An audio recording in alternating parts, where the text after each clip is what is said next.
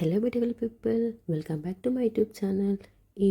ఈ షార్ట్లో అయితే మీరు పన్నీర్ కబాబ్ ఎలా చేయాలో చూస్తారు. ఇక్కడ మా తమ్ముడు అయితే పన్నీర్ కబాబ్ చేస్తున్నాడు. సో ముందుగా మనం కావాల్సినంత పన్నీర్ తెచ్చుకోవాలి. ఇక్కడ మేమైతే ఓన్లీ మా తమ్ముడు కోసం కాబట్టి తక్కువ క్వాంటిటీ పన్నీర్ తీసుకుంటున్నాము. పన్నీర్ తీసుకుని వాటిని మనం క్యూబ్స్లో కట్ చేసుకోవాలి. మరీ చిన్నగా కట్ చేసుకుంటే ఇరిగిపోతాయి. సో కొంచెం మీడియం సైజులో కట్ చేసుకోండి పన్నీర్. మనం పన్నీర్ కట్ చేసాక ఇంకా మ్యారినేట్ చేయాలి. మ్యారినేషన్ కోసం మా తమ్ముడు ఇక్కడ కర్డ్ వద్దనుకునే వాళ్ళు ఓన్లీ కారం అవన్నీ వేసి కలుపుకోవచ్చు. ఇక్కడ కర్డ్ యూస్ చేస్తున్నాము. Curd, chilli powder,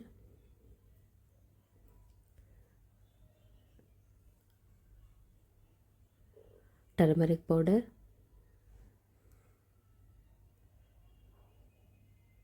garam masala,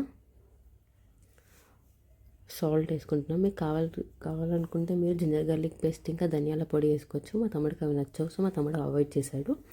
అవన్నీ కారం, ఉప్పు అవన్నీ వేసి మనము ఆ మసాలా మొత్తం పన్నీర్ క్యూబ్స్కి పట్టేటట్టు బాగా కలుపుకోవాలి. అలా కలుపుకొని మేము మ్యారినేట్ ఒక హాఫ్ అన్ అవర్ మ్యారినేట్ చేస్తే సరిపోతుంది. మేము హాఫ్ అన్ అవర్ మ్యారినేట్ చేసాము. హాఫ్ అన్ అవర్ మ్యారినేట్ చేసి మనము ఇది పన్నీర్ మ్యారినేట్ అయ్యేలోపు మన కబాబ్కి కావాల్సిన కోల్ అవన్నీ రెడీ చేసుకోవాలి.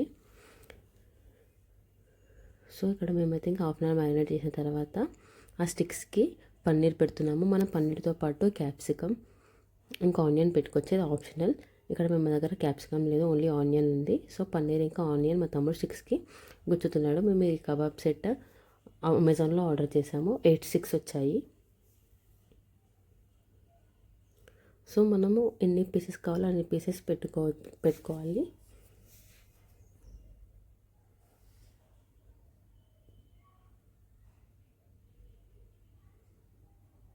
ఇలా మనము మన దగ్గర ఉన్న పన్నీర్ క్యూబ్స్ అన్నీ ఇలా ఈ కబాబ్ స్టిక్స్కి గుచ్చుకొని మనము ఇంకా కోల్డ్ ఉన్న హీట్ పైన వేయించుకోవాలి, మళ్ళీ కాల్చుకోవాలి.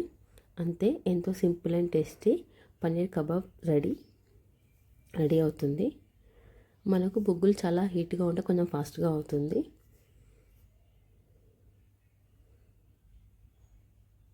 మొత్తానికి అయితే మా తమ్ముడు పన్నీర్ కబాబ్ చేశాడు. టేస్ట్ అయితే చాలా బాగుంది. మీరు కూడా డిఫరెంట్గా ట్రై చేయొచ్చు. మీకు మరిన్ని ఇలాంటి వీడియోస్ కావాలంటే please do like, share and subscribe to my YouTube channel.